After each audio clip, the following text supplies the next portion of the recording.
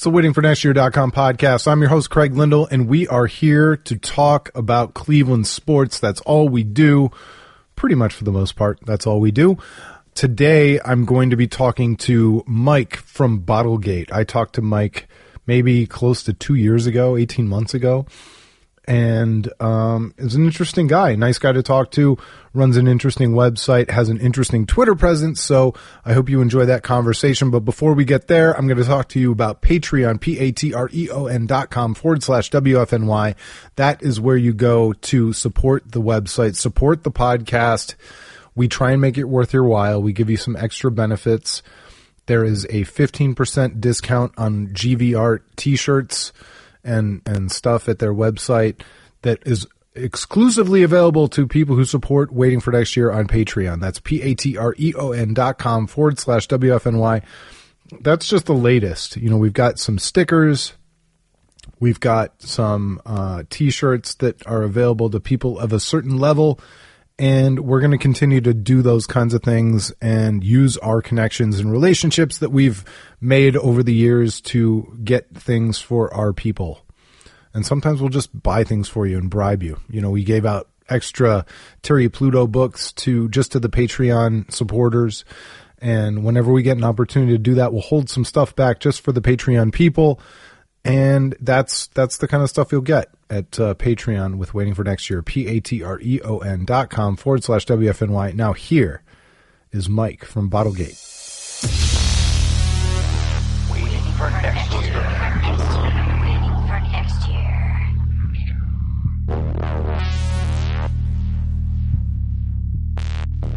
Somewhere out there in Northeast Ohio is Mike from Bottlegate. How's it going, sir? Good, man. How are you doing? I'm doing awesome. Awesome. We were trying to figure out how long it's been since we talked on the podcast. At least a year, maybe a little bit over a year. Who knows? I think it's about a year and a half almost. Yeah. So what's going on? Let's reset it for all the people who might not know who you are yet, you know, who aren't on Twitter and know Bottlegate.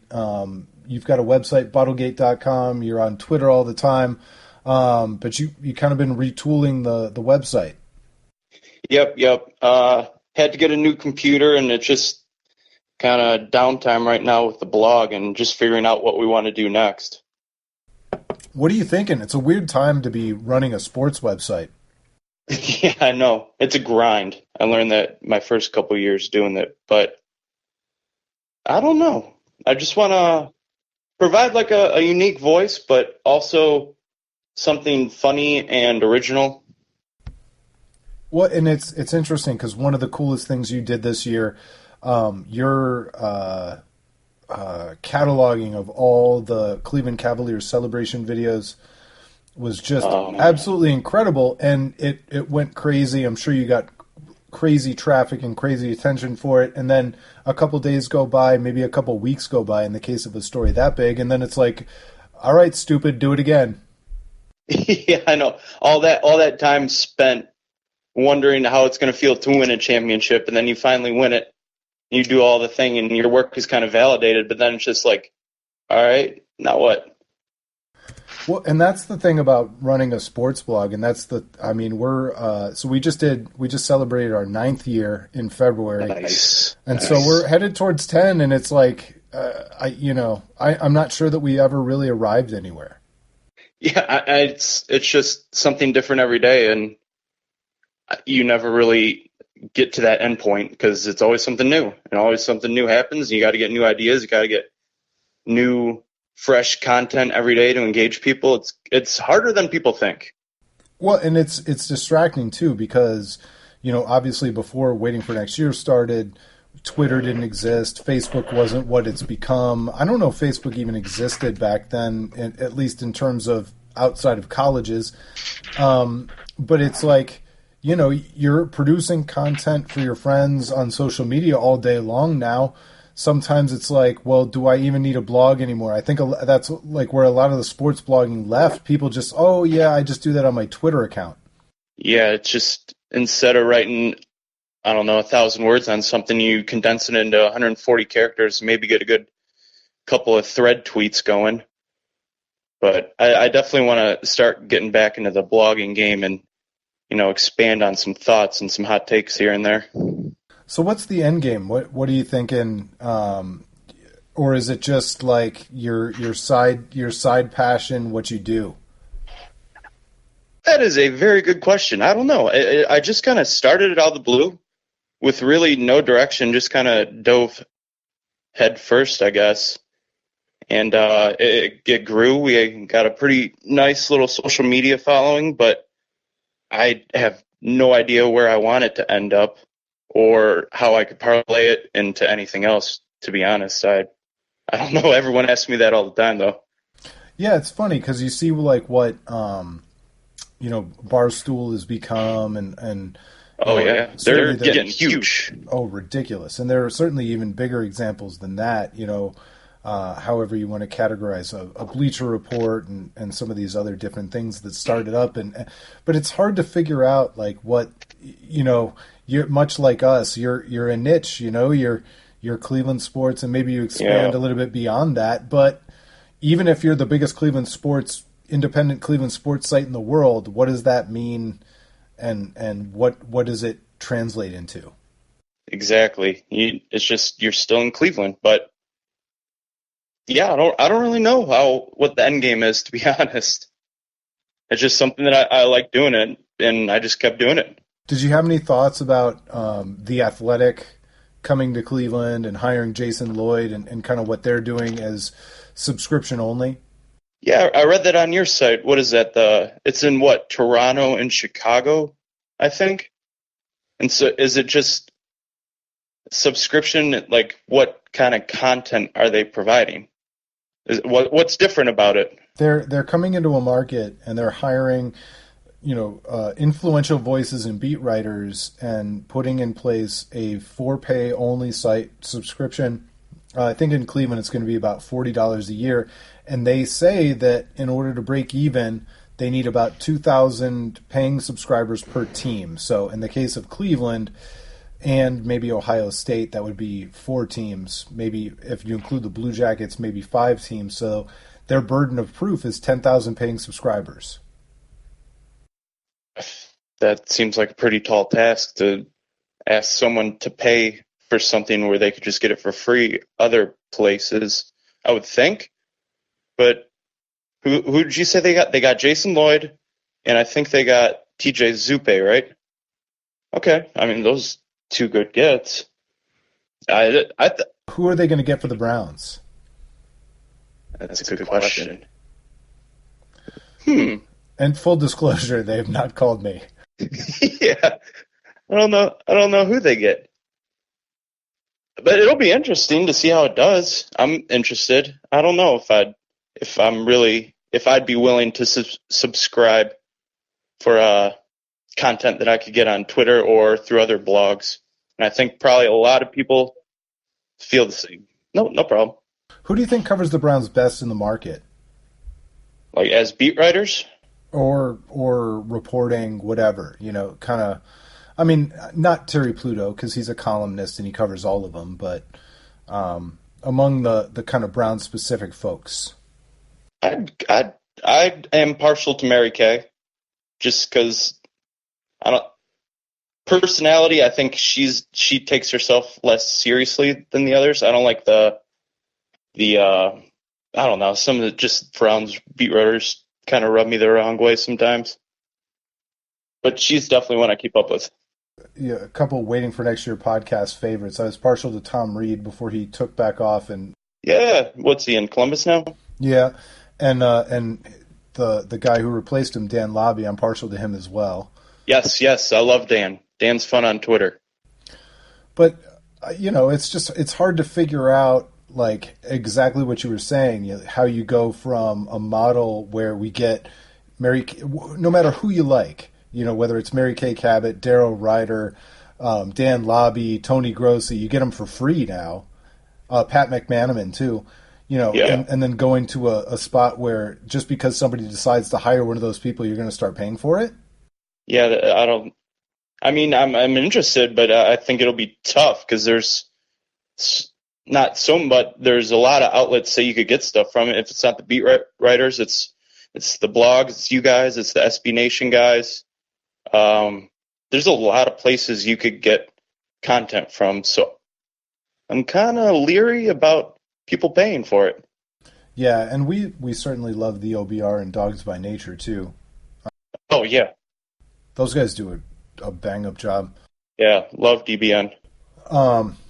So, in terms of you can obviously tell me I'm speaking out of school and you don't want to talk about it, but like, do you guys actually make any money? Because we make a tiny bit of money above subsistence, so like we can pay our server bills, and then there's a little bit of money to spread around to writers every year.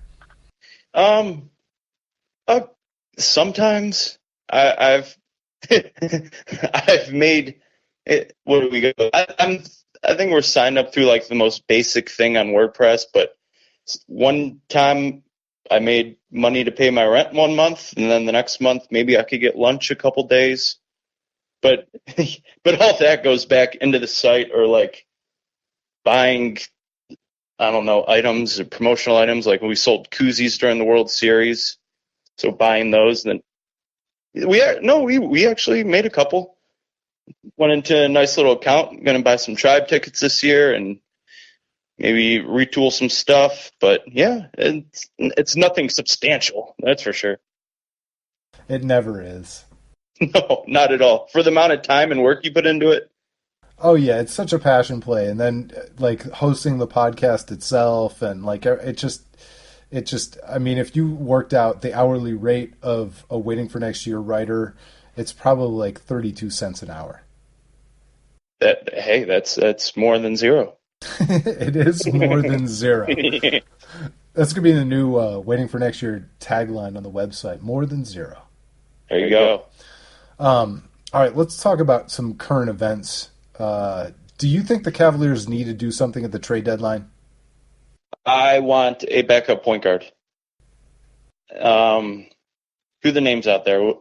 I don't know even. I'm kind of out of the loop right now with the Cavs and the trade rumors, to be honest.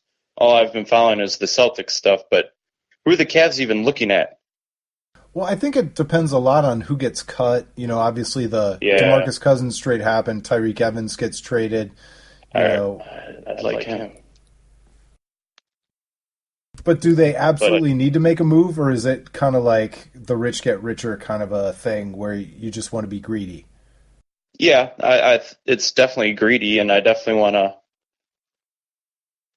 to solidify our bench, but I'm just not comfortable with the backup point guard situation right now. Even though LeBron or Shump could run point, but still, I still want someone else. Do you have any interest in Carmelo Anthony? Depends what we'd give up. I go back and forth on Carmelo like every day. What?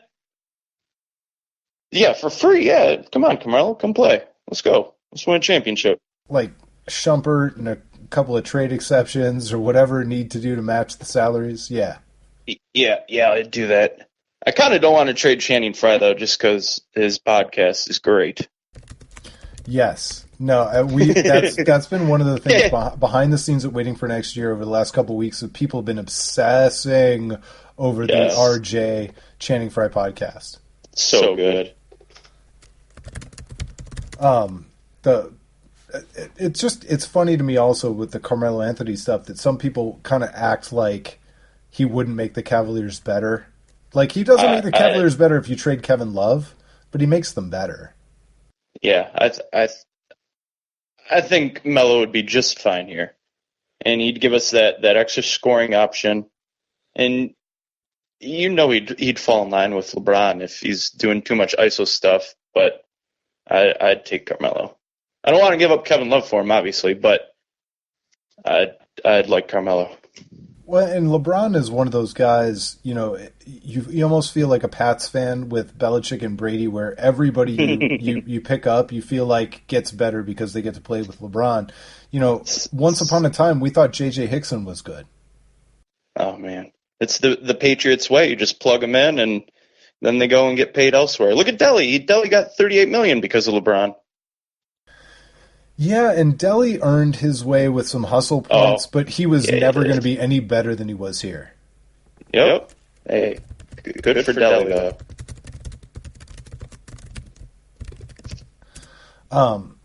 How much? That was one of the funniest things that went on earlier this season, where people were accusing the Cavaliers of being cheap because they didn't match the Deli deal or didn't pay Deli to keep him. I still wanted them to keep Deli. Just as a fan, I did want him. I'm not going to lie. No, I agree with that as a fan, but to be honest, like, do you think LeBron actually wanted the Cavaliers to keep Deli, or do you think he wanted them to keep looking for something else? I don't think LeBron lost too much sleep over them not re-signing Deli. I kind of miss him, though. I'm not going to lie. I kind of miss him. Well, LeBron was the one who congratulated Deli on signing the deal even before the Cavaliers. Before it went through, yeah. Yeah, congrats, Deli, even though you're still on our team, but hey, congrats. All right, let's move along here. It's still too early to talk Indians baseball. I'm excited for it, but it just doesn't feel like there's anything to talk about. I'm so excited for this season. But there's nothing to talk about, right? It's just I'm excited. This is going to be fun. I think they're going to be good. I think the only talking points right now are Michael Brantley's health, and then even on PTI today they had one of the opening segment topics was, should Andrew Miller pitch in the World Baseball Classic? So that's really it right now, I think. Well, and what's the consensus on that question? Oh, man, what did they say? I think, yeah, I mean, if he wants to, fine, but I don't really want him to, but he can. Well, it was like the All-Star game. Did you really care if LeBron and Kyrie did anything in the All-Star game? Nope.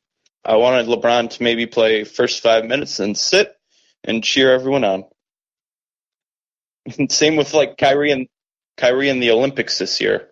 I mean, Olympics is a little different than the All-Star game, but still, you always have that in the back of your mind. Like, what if Paul George Part 2 happens and he injures his leg and out? Oh yeah, and missing a significant amount of time. Yeah. And at the same time, though, it was very easy to look at this year's All-Star festivities and kind of feel spoiled because there were previous years where, you know, our season was crowned by Kyrie winning the All-Star Game MVP or winning the 3-point shootout. No. Well, 2013 and 2014 were the early 2010s were some rough years to be a Cavs fan. And I was just thinking last year when we traded or not last year, but I was thinking earlier today when we traded for Luol Deng, and I was pumped because maybe they could go get the 8th seed. Oh, Luol Deng is like the spawning of one of my like NBA philosophies. If you're going out there and you're signing Luol Deng, and he is like somebody that you're actually talking about, you can't win. You can't win by signing Luol Deng because he's not good enough to take you to the next level, and he takes too much money he keeps you from signing somebody who does take you to the next level. I don't even. What team is he on now? Is he on the Lakers? I don't know. I thought so. He could be. Maybe he's retired. I don't know. That's Bomani Jones' best bits. Still in the league? Are they still in the league? Luol Deng still in the league. He is? Wait, really? I figured he was like Richard Jefferson's age, maybe older. He should be an old man like me. He should be like 37 or 38. Yeah, why is he in the Lakers? Why is he not trying to go to the Spurs or Warriors and try to get a ring? I wonder he probably got one last contract. He's not quite at the veteran minimum level yet. Oh my God. Wow. He signed a 4-year, I'm going to make you guess. How many millions of dollars over 4 years? When did he sign it? This offseason. Oh, 4. Well, everyone was getting paid. Crazy this offseason. I'll go 4-year, 31. 4-year, 32. Oh, man, you're going to feel so stupid, and it's not even your fault. Oh, man. What is this? 4 years, $72 million. For Luol Deng? They're going to pay him that until he's 33. The Lakers, maybe that's why everyone on the Lakers front office just got fired today for that contract alone. I can't believe. I mean, look, people tried to make fun of the Tristan Thompson deal, and they were wrong. Very wrong. And Tristan Thompson is overpaid, but they were still wrong. But Hey. you're not wrong if you criticize the Luol Deng deal. No, that's insane. And on a young team like the Lakers, why are they paying him that much? And how crazy is it that Luol Deng actually played for the Cavaliers? Like, it's hard to remember sometimes. The glory days. It's I'm trying to think. So I'm trying to remember what the move was. I looked it up today. Oh! When the Browns signed Paul Kruger, I'm going to test you again. So the Browns signed Paul Kruger. Tell me who was running the front office and who the coach was. Let's see if you can figure it out. Okay, Kruger. And it's not your fault if you don't know. This is like impossible. I'm as much of a Browns first person as there is, and I had to like do some serious research to figure it out and remember. Was Kruger came over. I think it was Heckard and Shermer, right? No. Oh. Who was it? Was it? And Banner. Wow. I completely forget Chud even coached the Browns, really. I was with you, though, because I was trying to figure out, wait a minute, that sounds like a Holmgren move. Is that Holmgren? I thought it was, I was going to say Banner, but then I was like, no, and then Heckard. Okay. What he signed for what? Like, was he in like 4 or 5 years for $40 million, I think? I think that's something like that. $40.5 million, and I think he Okay. ended up earning like 29 or 30 million over 3 years before they cut him. Yeah. Which is whatever. Doesn't matter. Yeah, I mean, It's not like they didn't have the money. And let's be honest, they could have used him this year too. yes, they could have. And they, but they were just. They could have used a lot of the players they cut. Oh, yeah. And that's where we should finish tonight. Do you have any overriding philosophies, feelings, ideas for the Browns draft, or are you just kind of like riding the roller coaster?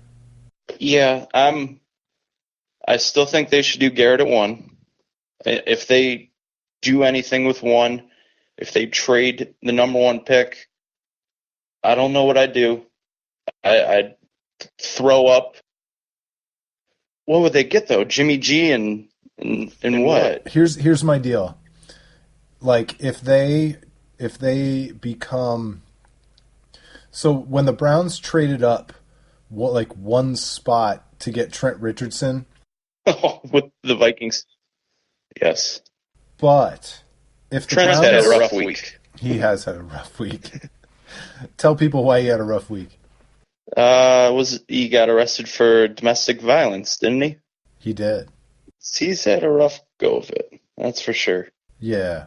But if the Browns do something like that and they trade down like 2, 3, 4 spots and kind of hold that pick hostage, don't move down that far and end up with a bunch of extra talent, whether it's Jimmy Garoppolo or not, like I don't think the Browns know whether they want to trade for Jimmy Garoppolo yet or not. I can't do. I have to pick number 1. I cannot trade it. That I'm just firmly in pick number 1. Get the blue chip players that we've missed on all these years, and just keep building. But what if they have number 5 and number 12? That doesn't sound that bad. But I'd rather have number 1 and number 12. What if they have number 5, number 12, and another number 1 next year? And just keep getting number 1s for the next year and then the next year. And it's just a cycle of number 1s. I guess the thing that kind of turned me was the Bill Barnwell article where he talked about when position players are number 1 overall, there's no clear quarterback number 1. That usually the second or third best player at that position is not that huge of a drop-off, usually. Yeah, so what would it would be Myles Garrett, and then what's the other guy? Barnett from Tennessee? Or any really front seven is what I'm after right now. I want front seven help. Yeah, I would take front seven for sure. And secondary. But I would almost rather have the middle linebacker than the pass rusher if I could get him. But and maybe that makes me stupid, but I don't know. I'd take Reuben Foster right now. I'd take him in a heartbeat.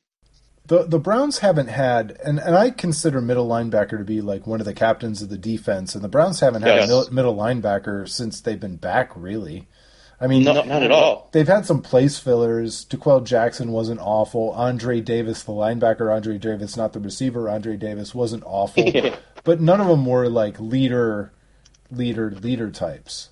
Get me that Luke Kuechly type player. I mean, that's asking a lot, but I also follow the Panthers pretty closely, and I know Luke Kuechly and Thomas Davis, man. Give me that.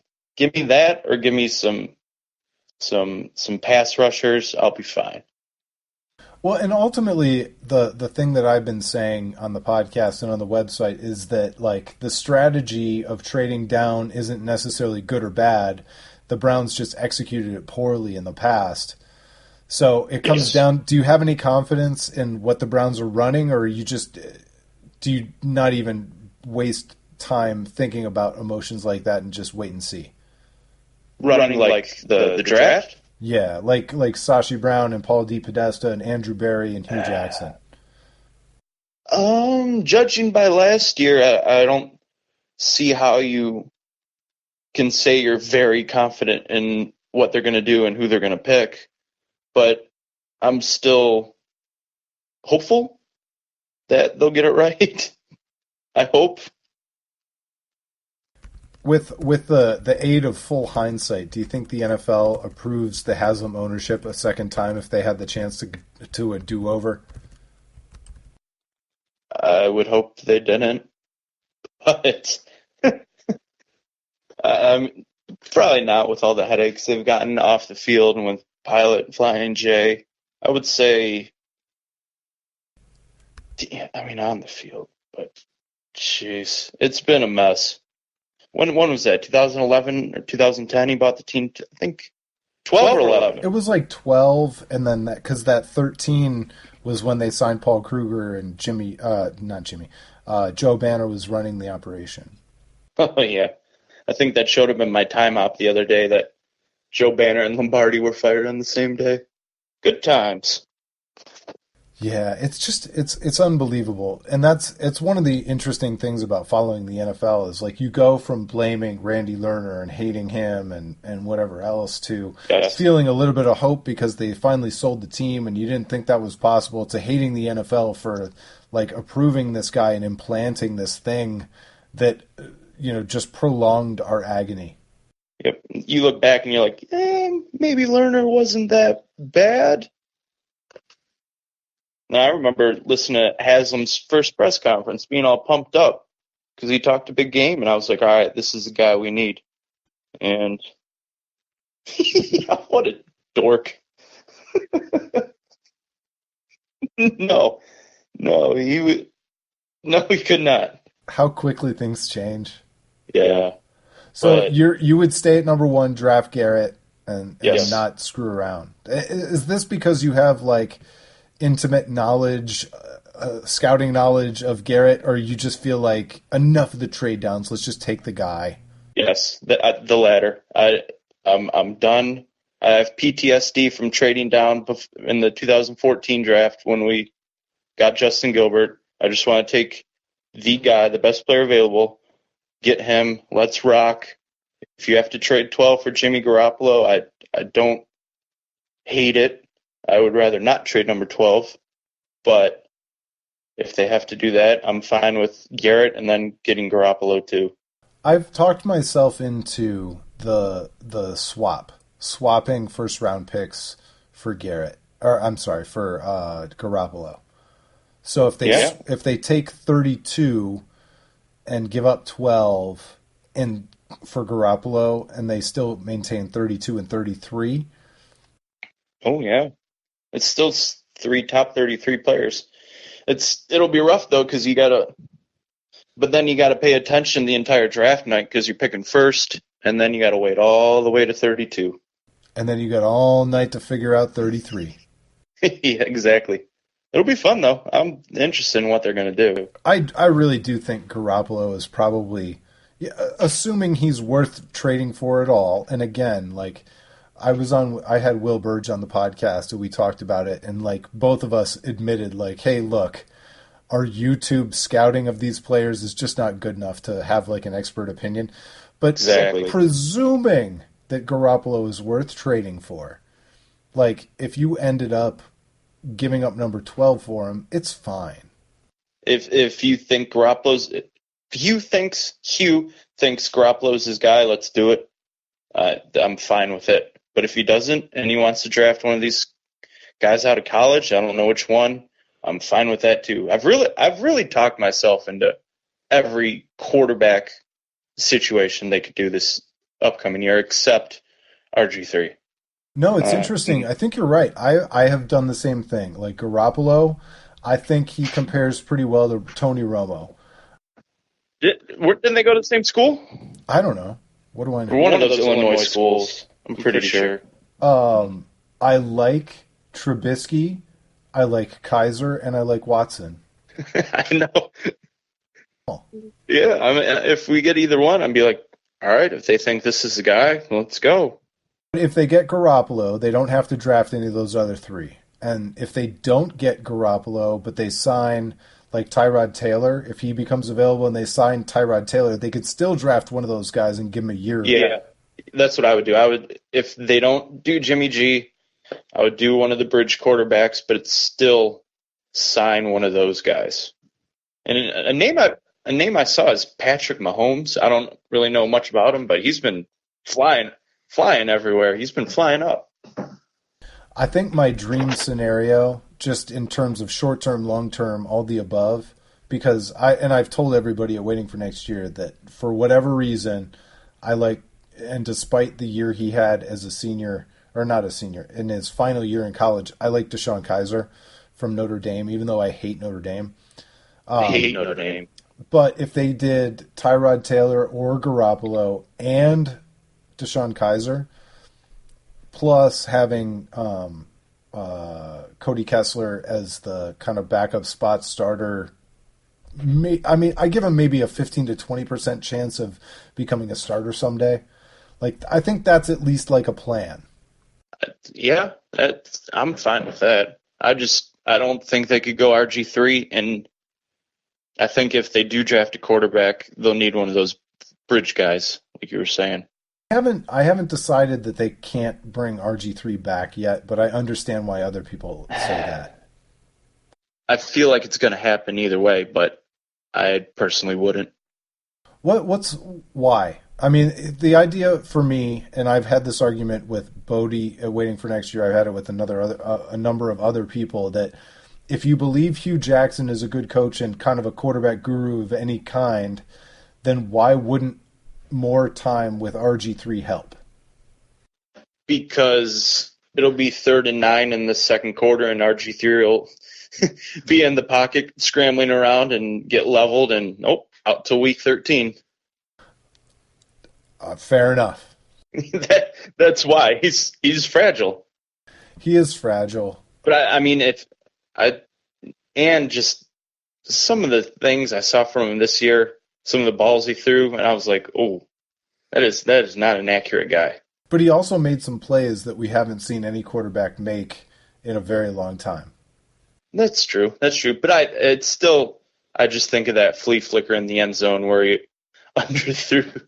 I don't even know who he was throwing to, but he underthrew him about 25 yards, got picked off. Yeah, he's definitely a long shot. Like, I wouldn't let RG3 keep me from drafting anybody else, but like this idea that you couldn't bring him back to camp for more time with Hugh Jackson also seems crazy to me. I don't hate that idea. I mean, he's an easy guy to root for. He gets a lot of unwarranted hate, I feel, but if he somehow turned into something good, I'm rooting for him. Yeah, for sure. Yeah. So, in the meantime, before you get kind of the plan formulated for Bottlegate, people can find you on Twitter. You're still very active over there. Yep, still tweeting, still putting in the work on Twitter every day. And any ETA on the website returning to its previous form? Whenever the old laptop gets here, I actually ordered one a day ago on Amazon, so the takes are coming. What was that it? I said, let's dork out. What did you get? Oh, it's damn. Now I got to go through HP something. I'm not a Mac guy. So it's a Windows thing? Yeah, Windows, get the Microsoft Office, all that stuff. I know a lot of people in the blogging world who get by on Chromebooks nowadays. I was looking at those. I was interested in those. It's amazing because, like, back when we started Waiting for Next Year and back when I started blogging in kind of the 2002, 2001 time frame, like, you could not get by without a real full-on computer. And now you could get by with a Chromebook or even like an iPad Pro. Oh, you could not don't want to do this all the time, but you could get almost on your cell phone. Get the app and type up some blogs. I've done that before. I'm gonna have to talk to Scott on the podcast just about like what he accomplishes. Oh, it's so, on his phone. He's amazing. It's so hard. I can't do it. I have to sometimes I'll save something and then just finish it on my phone, but I couldn't do the whole process on my phone. It's too hard. I can't either. I think I'm remembering correctly. You're kind of a bigger guy, right? Like a taller guy. Yeah, about 6'2"-ish, I'd say. Yeah. So you got the big fat finger thumb thing. Like those phones just aren't. And I'm not that tall, but I do have the big fat fingers, and there's just no way. But some people are just really fast, man. I don't know how they do it on the phone. I couldn't do it. Not for me. I need a keyboard and a big screen. All right. Well, we look forward to seeing the Bottlegate website get back and triumphant return. The triumphant return, and hopefully, we can keep doing occasional podcasts together. It's been a lot of fun, man. For sure. Heck yeah. Can't wait a year and a half for the next time. All right. Thanks for listening, everybody. Until next time, it's been the waitingfornextyear.com podcast.